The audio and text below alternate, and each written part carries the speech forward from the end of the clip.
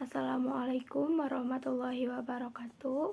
Saya Kasih Nurmaliha. Di pembahasan kali ini kita akan membahas IP address dan subnetting.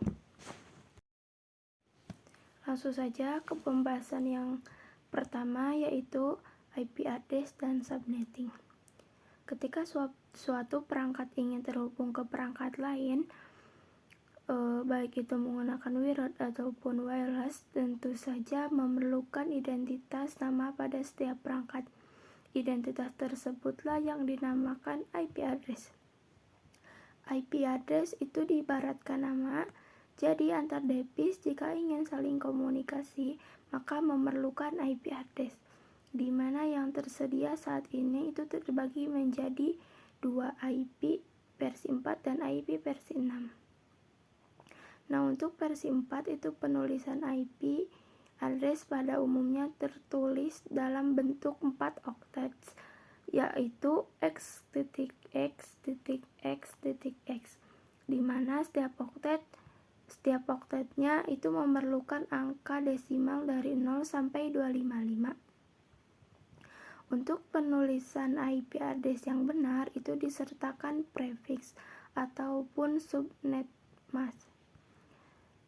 Prefix bisa digunakan untuk mengkonfigurasi mikrotik ataupun Cisco biasa menggunakan subnet mask. Dalam hal ini prefix /24 jumlah IP address yang dapat digunakan dalam yang bisa digunakan adalah sebanyak 256. Nah, untuk mengetahui prefix berapa yang sesuai dan efektif, maka diperlukan yang namanya ilmu subnetting. Jadi subnetting merupakan cara metode yang digunakan untuk menentukan prefix berapa yang paling sesuai untuk digunakan. Untuk implementasi subnetting bisa diibaratkan seperti kita memiliki jaringan komputer kelas yang terdiri dari 6 komputer yang saling terhubung. Nah, berapa sih prefix yang cocok untuk 6 komputer tersebut agar setiap komputer bisa saling komunikasi? Kalau misalnya menggunakan /24 itu akan kebanyakan, karena /24 itu jumlah IP yang tersedia dan bisa digunakan adalah 256. Sedangkan pada topologi ini hanya memerlukan 6 IP dan 6 komputer. Tentu saja tidak efektif, dan nanti ada sisa 250 IP. Jadi revisi yang bisa disimpulkan ialah bahwa prefix yang efektif untuk digunakan pada 6 komputer tersebut yaitu /29, karena /29 itu jumlah IP-nya adalah 8, sudah cukup banget. Nah, subnetting itu tidak selalu membahas terkait prefix, melainkan ada istilah yang perlu kita tentukan dengan tata cara menggunakan subnetting, seperti subnet mask, IP network, IP broadcast, rangkaian IP yang bisa digunakan. Jadi summary-nya pada proses subnetting kita hanya akan belajar terkait bagaimana cara mendapatkan prefix, subnet mask, IP network, IP broadcast, rangkaian IP yang bisa digunakan. IP addressing classful dan classless. Alamat IP Internet Protocol Addressing adalah angka atau kode numerik yang digunakan untuk mengidentifikasi perangkat di jaringan komputer. Alamat ini memungkinkan perangkat untuk berkomunikasi di internet. Ada dua versi utama, yaitu versi 4 dan IP versi 6. Penulisan dan penggunaan IP address ada aturan ataupun ketentuan yang perlu dilakukan. ketentuan dalam penggunaan IP, salah satunya adalah pembagian kelas. IP address itu berdasarkan nilai oktet pertamanya dibagi menjadi 5 kelas, mulai dari kelas A sampai kelas E. Apabila ada terkaitan untuk menghubungkan antar perangkat, maka bisa menggunakan berdasarkan kelas. Tetapi tidak semua kelas itu bisa digunakan. Karena kelas D sampai kelas E bisa digunakan untuk penilaian dan eksperimen seperti kasus multicast dan tidak bisa digunakan untuk umum. IP 0 tidak bisa digunakan untuk default network. Begitu pula IP 127 juga tidak bisa karena merupakan IP loopback. Di luar itu maka digunakan untuk menghubungkan perangkat. Akan tetapi ada ketentuan yang perlu diperhatikan. Salah satu fungsi klasifikasi IP address menjadi IP public dan IP private adalah untuk mengoptimal penggunaan dari jumlah IP address yang tersedia. Nah, selain IP address versi 4 itu menjadi dibagi dua, IP public dan IP private. Dibagi pula menjadi classful addressing. Classful addressing yaitu pengalaman IP berdasarkan kelas. Contoh manfaat penggunaan implementasi classful dan classless ialah seperti Anda memiliki network untuk 2000 host dengan penggunaan IP 10.0.0.0/8 tentu tidak efektif karena tidak dilihat bahwa untuk /8 itu jumlah IP yang tersedia sangat banyak, yaitu 16 juta. Padahal yang diminta hanya 200 host atau baik dari segi manajemen network dan ke segi keamanan.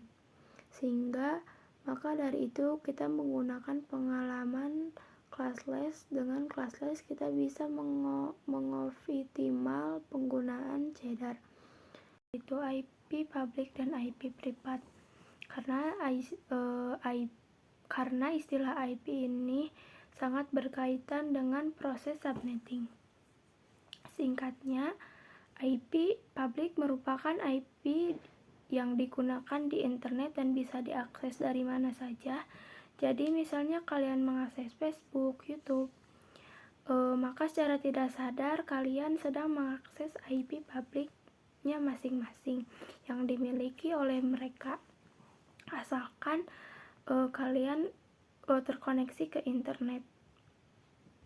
Adapun IP privat itu merupakan IP yang berada dalam jaringan lokal. Ciri utama dari IP privat ialah bahwa IP tersebut hanya bisa diakses dari dalam jaringan lokal itu sendiri. Jika kalian membangun jaringan lokal, pasti kalian menggunakan IP privat, di mana IP privat sudah didefinisikan rankingnya. Jadi ada beberapa IP yang termasuk IP privat. Nah, selain IP tersebut atau tidak sesuai dengan rankingnya, maka IP tersebut menjadi IP public. Alamat IP privat bisa digunakan di dalam jaringan lokal dan tidak dapat diakses langsung dari internet. Ialah bagian penting dari konsep yang sebagian, yaitu network address translation, yang memungkinkan beberapa perangkat dalam jaringan lokal menggunakan satu alamat IP public atau tunggal untuk berkomunikasi dengan internet.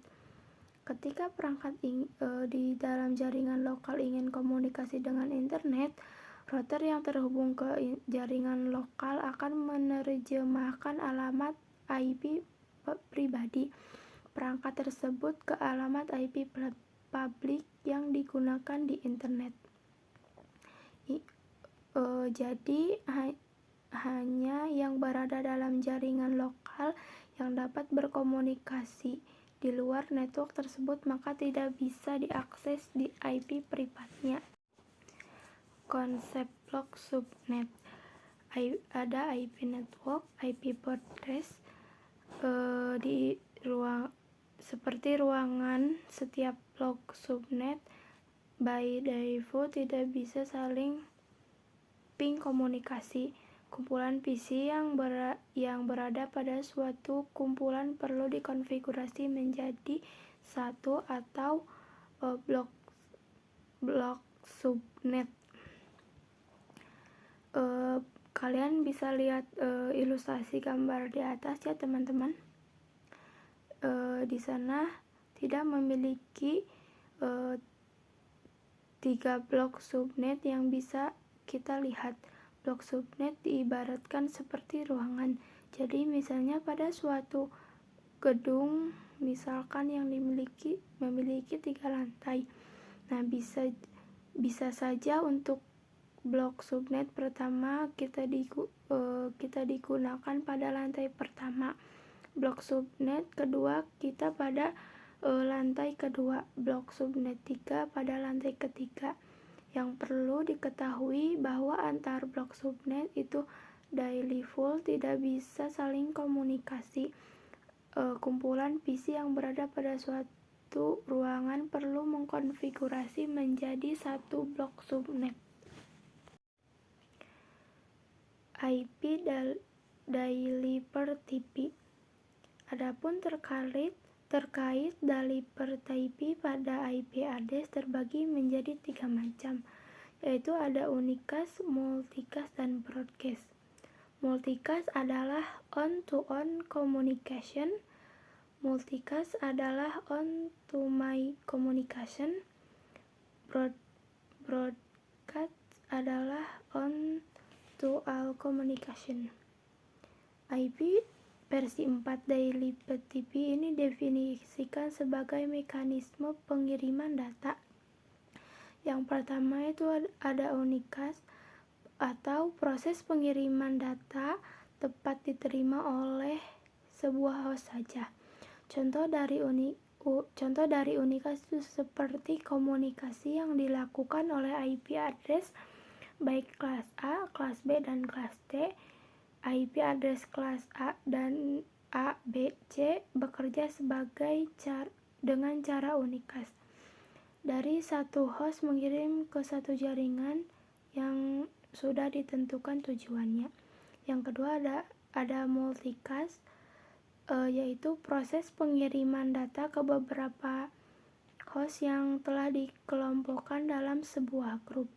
Walaupun IP address kelas D tidak bisa digunakan, akan tetapi IP address kelas D termasuk dalam kategori multicast dari satu host mengirim ke beberapa tujuan yang sudah dikelompokkan sesuai grupnya.